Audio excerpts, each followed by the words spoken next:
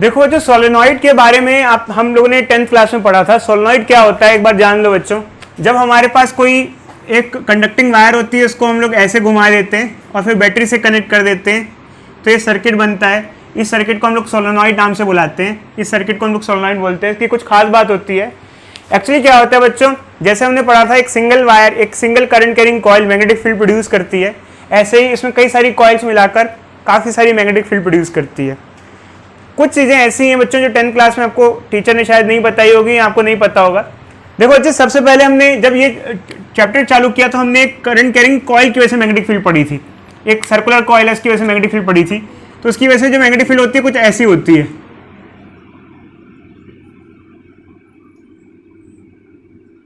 कुछ field lines ऐसे होती है, फील्ड ऐसे ड्रॉ होती है। ठीक है, ये किसकी वजह से मैग्नेटिक फील्ड है? Due to current carrying coil, one coil. अब एक्चुअली क्या होता है बच्चे, एक कॉइल एक सिंगल कॉइल जो होती है वो इतनी स्ट्रांग मैग्नेटिक फील्ड प्रोड्यूस नहीं कर पाती है। तो हम क्या करते हैं, कई सारे टर्न्स बना देते हैं। इससे क्या होगा, स्ट्रांग मैग्नेटिक फील्ड प्रोड्यूस हो पाएगी इस कंपैरिजन में, क्योंकि कई सारी होंगी तो मल्टीप्लाई हो जाएगा। जैसे एक कॉइल अगर बी मैग्नेटिक फील्ड प्रोड्यूस कर रही है, बी, क्योंकि मैग्नेटिक फील्ड को हम बी से रिप्रेजेंट करते हैं, तो ऐसे अगर एन टर्न्स हो जाएं, कई सारे टर्न्स हो जाएं, तो एन टाइम्स हो जाएगा, मतलब काफी अच्छा इफेक्ट मिलेगा। तो हम लोग सोलेनॉइड में कई सारे टर्न्स इसलिए लेते हैं कि अगर एक के टर्न होता है तो इतनी स्ट्रांग मैग्नेटिक फील्ड नहीं मिलती, बट कई सारे टर्न्स हों तो सभी टर्न्स की अपनी मैग्नेटिक फील्ड होगी, तो फील्ड काफी क्या हो जाएगी, स्ट्रांग हो जाएगी।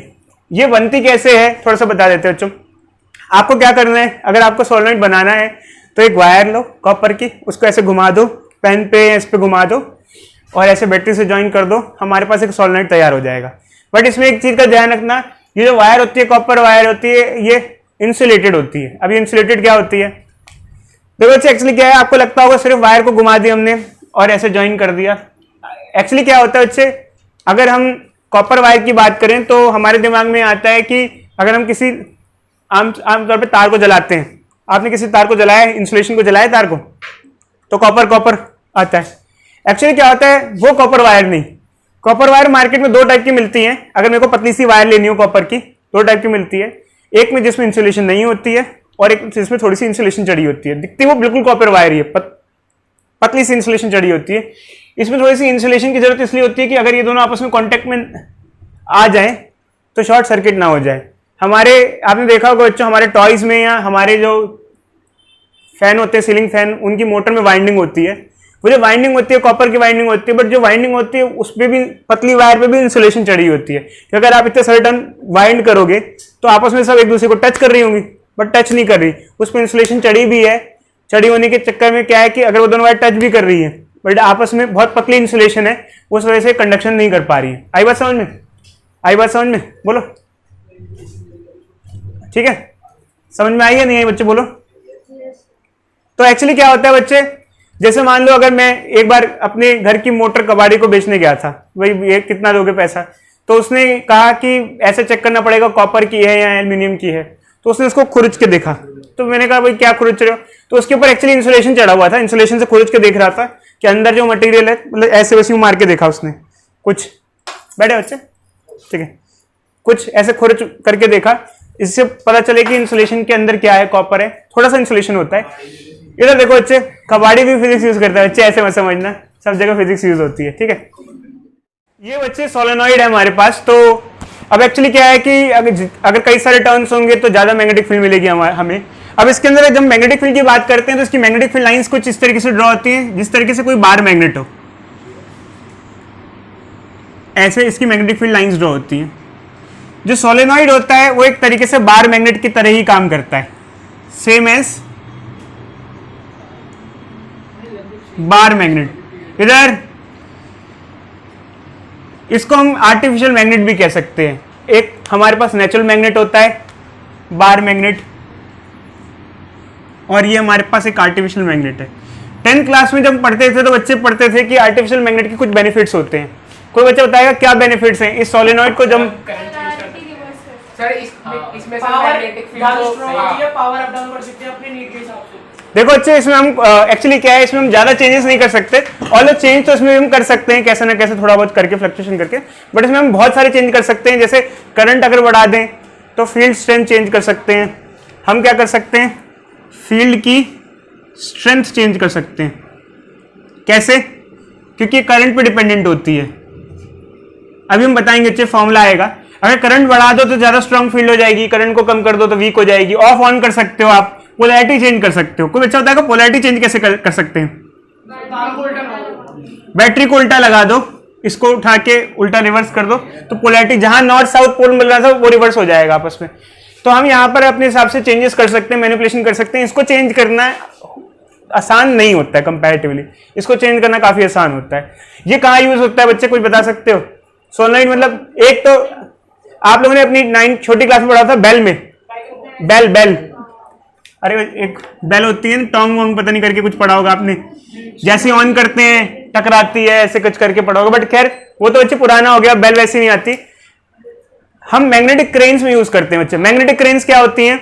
एक्चुअली क्या होता है कि आपने देखा होगा बच्चे, हिंदी फीचर फिल्म में खासकर क्या होता है, हीरो की लड़ाई जंग के यार्ड में हो रही होती है, जहां पे टूटी टूटी कारें, हाँ, और साउथ इंडियन मूवी में खासकर जहां टूटी फूटी गाड़ियां रखी होती है पुरानी, जिनको हम लोग कबाड़ में बेचने वाली जो गाड़ियां होती है ना, वहां लड़ाइयां हो रही होती है हीरो और विलेन की डर। ठीक है, तो वहां हम इलेक्ट्रोमैग्नेटिक क्रेन कैसे यूज कर सकते हैं? ये मैग्नेटिक क्रेन क्या होगी, उठा लेगी और रख देगी मैग्नेटिक फील्ड प्रोड्यूस करके, क्योंकि जो गाड़ी होती है वो मेटल की बनी होती है और मेटल मैग्नेट से अट्रैक्ट हो सकता है। तो हम मतलब क्रेन्स भी अलग अलग टाइप की होती है बच्चों। क्रेन्स आमतौर पे हम सामान उठाने, एक जगह से उठा के दूसरी जगह रखने के लिए यूज करते हैं। तो गाड़ियां मेटल की होती हैं, तो जब हम ऑन कर देंगे तो खिंच जाएगी गाड़ी, फिर उठा के नीचे रख देंगे, छोड़ देंगे। सिर्फ ये नहीं, और भी जगह यूज करते हैं हम इसको डेली लाइफ में। ठीक है, इलेक्ट्रोमैग्नेट को और भी जगह यूज करते हैं, मल्टीपल जगह यूज करते हैं। खैर अभी हम आपको नहीं बता रहे, बट आपको सोलेनॉइड बच्चों हमने पढ़ा था। अब एक्चुअली क्या होता है, सोलेनॉइड की खास बात भी होती है बच्चे, सोलेनॉइड की हम फील्ड को और बूस्ट कर सकते हैं अगर इसके अंदर हम कोर के अंदर कोई मटेरियल इंसर्ट कर दें। जैसे अगर मैं इसके अंदर सॉफ्ट आयरन इंसर्ट कर दूं, इसके कोर के अंदर कोई मटेरियल इंसर्ट कर दूं, जैसे सॉफ्ट आयरन, अगर मैं सॉफ्ट आयरन इंसर्ट कर दूं तो फील्ड को चेंज किया जा सकता है कोर की हेल्प से। अगर कोर में मतलब जैसे या तो इसके अंदर कोर में सिर्फ एयर हो, खाली हो, और अगर आपने सॉफ्ट आयरन या कोई ऐसा मटेरियल इंसर्ट कर दिया जो मैग्नेटिक फील्ड के ज्यादा फ्रेंडली है, जिसकी हाई परमिएबिलिटी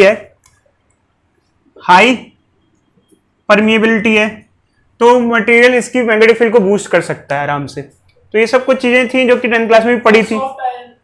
आयरन मान लो बच्चे, अभी सॉफ्ट आयरन क्योंकि अब टॉपिक से हट गया है तो आयरन मान लो बच्चे। ये सोलेनॉइड की अगर हम बात करें तो सिर्फ इतना सा नहीं है।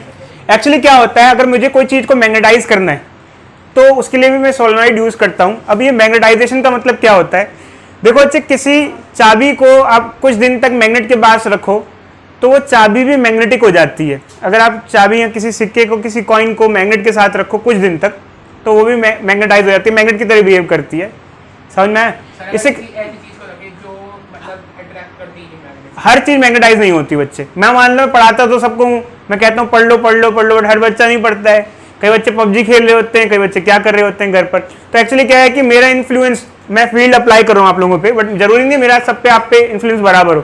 तो कुछ कुछ चीजें ऐसी होती है बच्चों, जब हम उसको इसके अंदर प्लेस करेंगे कोर में या फील्ड के अंदर रखें, मैग्नेट के साथ रखें। एक्चुअली क्या है, किसी चीज को अगर हम फील्ड के साथ रखें तो मैग्नेटाइज हो सकती है। जैसे मान लो कई बच्चे मेरे इन्फ्लुएंस में आके पढ़ने लग जाएंगे कि भाई मैं कहूँगा पढ़ो, मैं फील्ड अप्लाई कर रहा हूँ, आप मेरे इन्फ्लुएंस में आके पढ़ना चालू कर दोगे। बट सारे बच्चे एक जैसे नहीं होते, कहीं पे मेरी फील्ड का कोई असर नहीं होगा।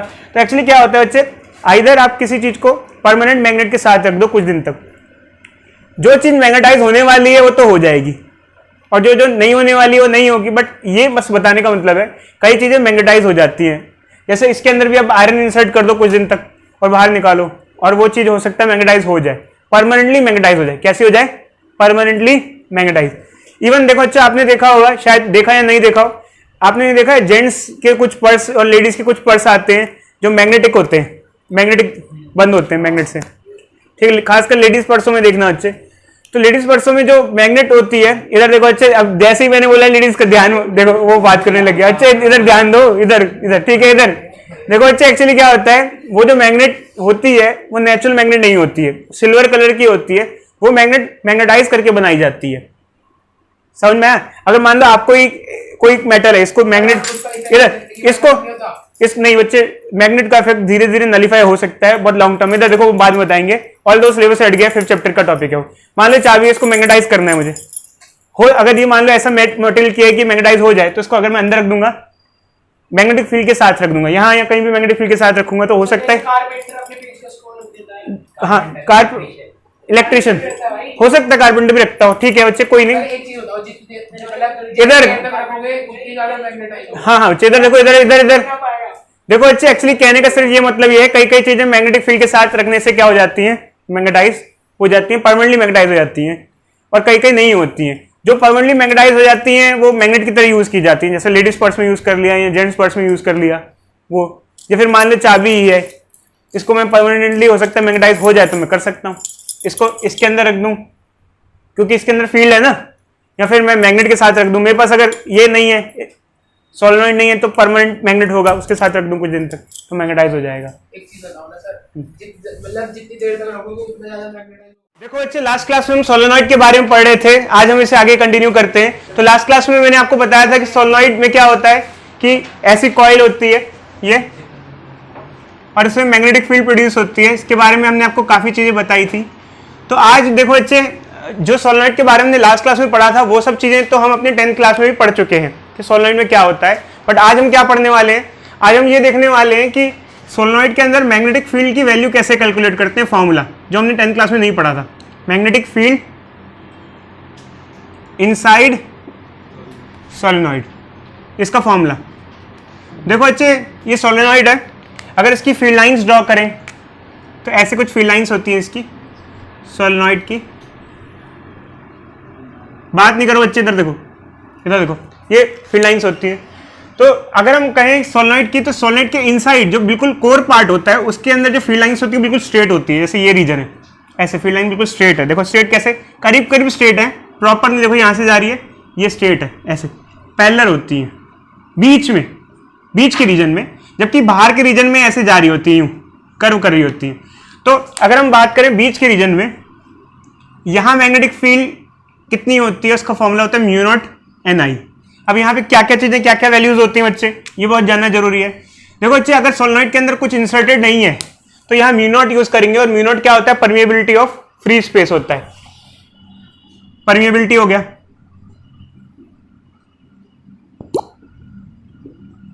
आई क्या हो गया, करंट हो गया। स्मॉल एन क्या हो गया,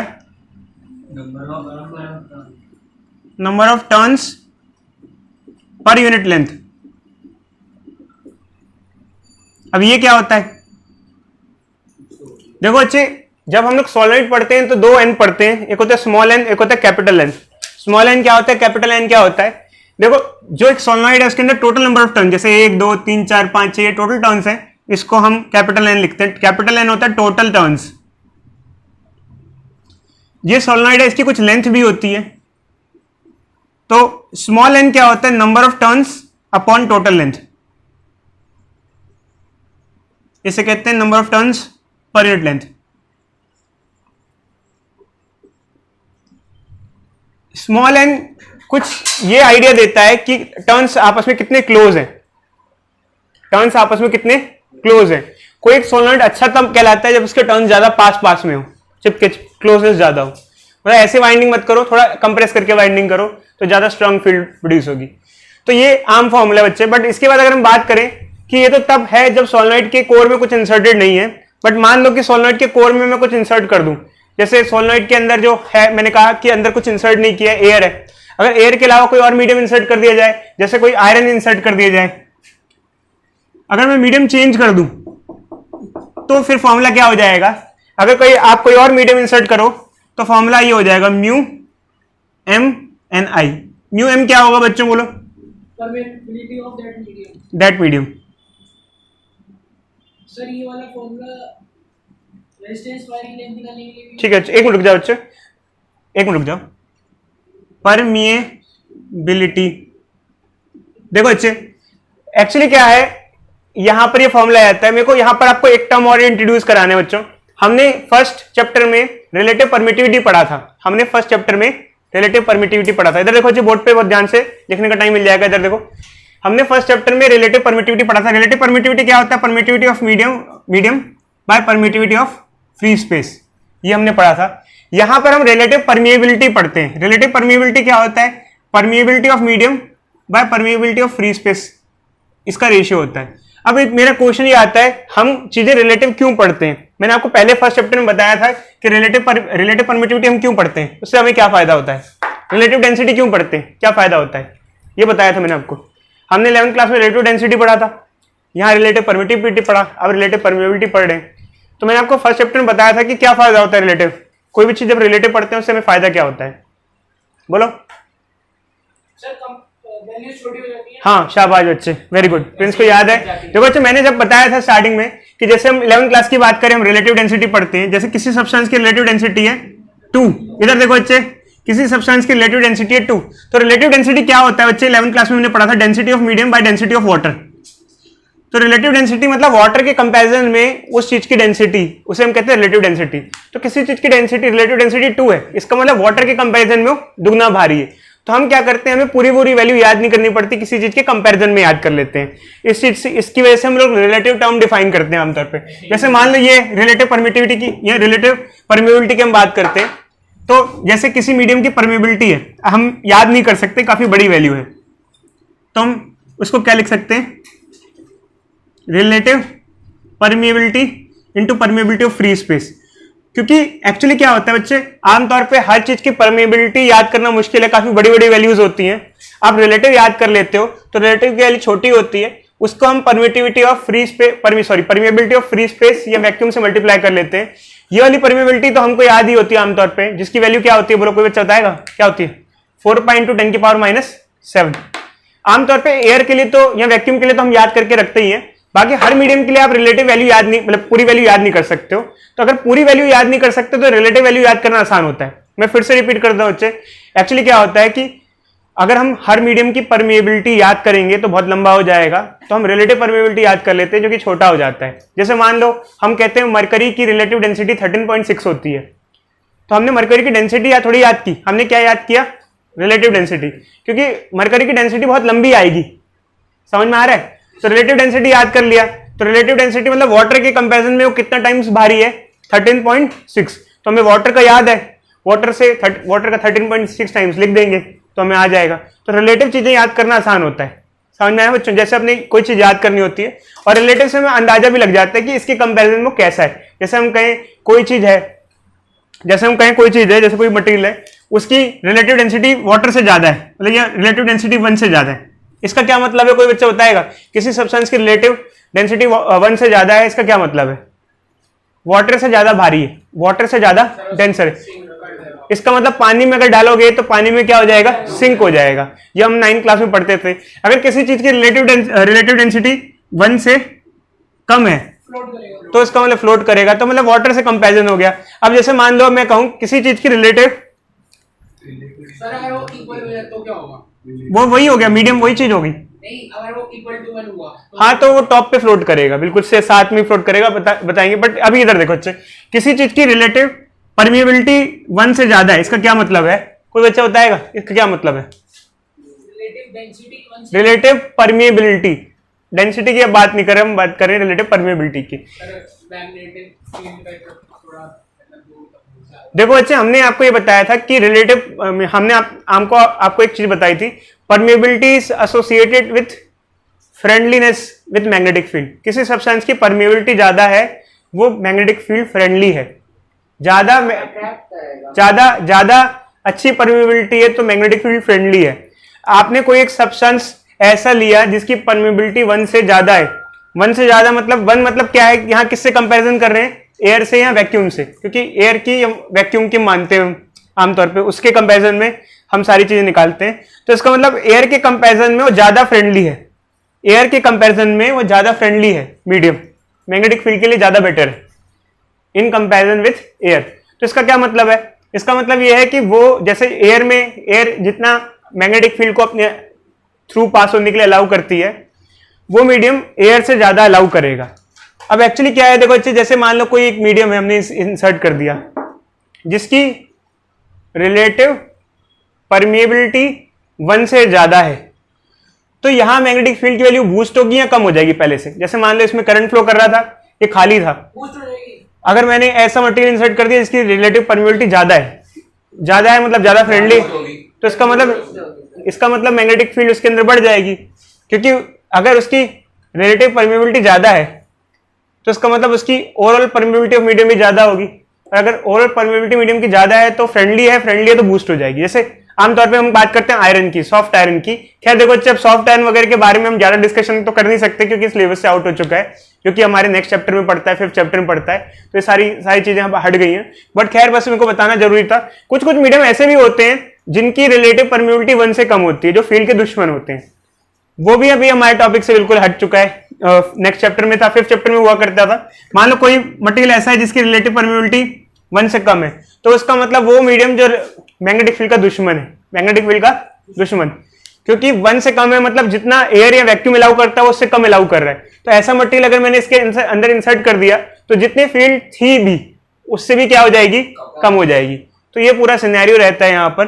और अगर आप चाहो तो इस फॉर्मूले को चेंज करके क्या लिख सकते हो, आप म्यू एम की वैल्यू पुट कर सकते हो यहाँ पे, ये चेंज हो जाएगा। तो बच्चों ये हमारे पास बेसिक फॉर्मूला है। बताओ किसी को कोई डाउट है तो पूछो बच्चे। देखो बच्चों, बोर्ड पे हमें क्वेश्चन दिया हुआ है कि एक सोलेनॉइड है, 80 सेंटीमीटर लॉन्ग है, उसमें 5 लेयर ऑफ वाइंडिंग्स हैं, हर एक वाइंडिंग 400 टर्न की है, डायमीटर ऑफ सोलेनॉइड दे रखा है, करंट सोलेनॉइड से 8 एम्पियर का है, मैग्नेटिक फील्ड सेंटर पे क्या होगी। एक्चुअली सेंटर पे क्या होगी इसका क्या मतलब है थोड़ा बता देते हैं बच्चों। देखो कोई सोलेनॉइड होता है ये, तो बीच में जो फील्ड होती है, जैसे फील्ड ऐसे होती है ऐसी, तो सबसे ज्यादा सोलेनॉइड में जो फील्ड स्ट्रांग होती है वो इस रीजन में होती है, सेंटर के रीजन में होती है यहाँ, और यहाँ इसकी वैल्यू ये होती है म्यू नॉट एन आई। किनारों पे जो इसकी वैल्यू होती है वो थोड़ी कम होती है। देखो बच्चे, किनारे पे जो वैल्यू होती है वो कंपैरेटिवली लोअर होती है।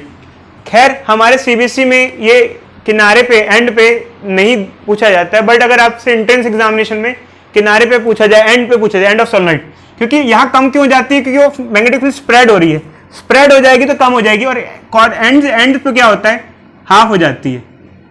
ये सिर्फ एंट्रेंस पॉइंट ऑफ व्यू से बच्चे, ये सीबीएसई पॉइंट ऑफ व्यू से बिल्कुल भी नहीं है। एंड्स पे सोलेनॉइड के एंड्स पे मैग्नेटिक फील्ड कम हो जाती है क्योंकि स्प्रेड हो जाती है। तो ये सीबीएसई के पॉइंट ऑफ व्यू से नहीं है बिल्कुल भी, मैं एंट्रेंस पॉइंट ऑफ व्यू से बता रहा हूँ। कभी एंट्रेंस में कभी आ जाए कि सोलेनॉइड के किनारे पे एंड पे कितनी फील्ड होगी तो ये फॉर्मूला लगाना है आपको, बट हमें तो यहाँ पे सेंटर पे पूछा हुआ है, सेंटर पे ये फॉर्मूला लगता है। सेंटर में बीच में कहीं पे भी आसपास ये फील्ड होती है।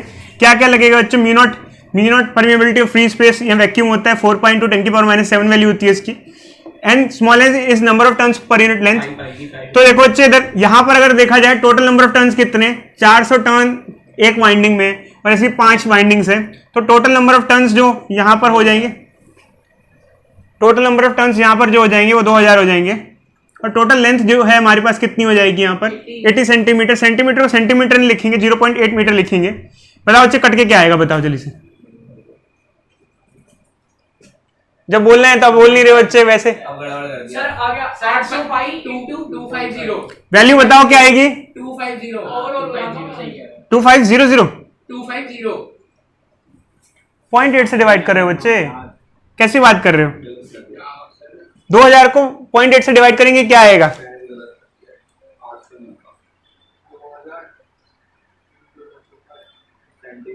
यही तो आया सर, अच्छे से आएगा 2500 होगा, 2500 ये आ जाएगा 2500। स्मॉल एन की वैल्यू आ गई, और आई कितना है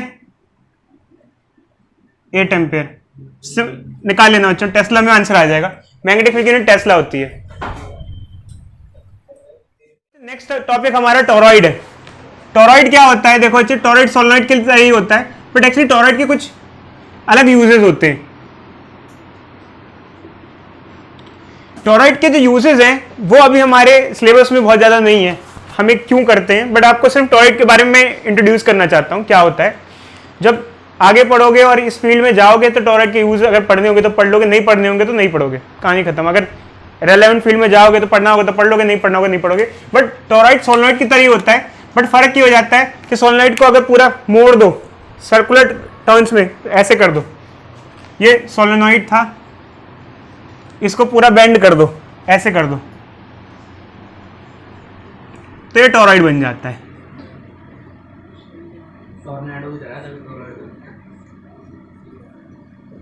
ठीक है बच्चे, ये हमारा टोरॉइड है। अब क्या होता है बच्चे, इसमें ऐसे टर्न्स होती हैं, और एक्चुअली क्या है कि टोरॉइड की खास बात है, मैं रिपीट नहीं करूंगा। ये जैसे मान लो 2-3 पॉइंट है, ए बी और सी। ए और बी पॉइंट पे, ए और सी पॉइंट पे, sorry A and C point पे जो मैग्नेटिक फील्ड होती है वो करीब करीब 0 के बराबर होती है, नेग्लिजिबल होती है, बहुत कम होती है। तो अगर हमसे कोई पूछे कि ए पॉइंट पे या सी पॉइंट पे टोरॉइड में मैग्नेटिक फील्ड क्या होगी,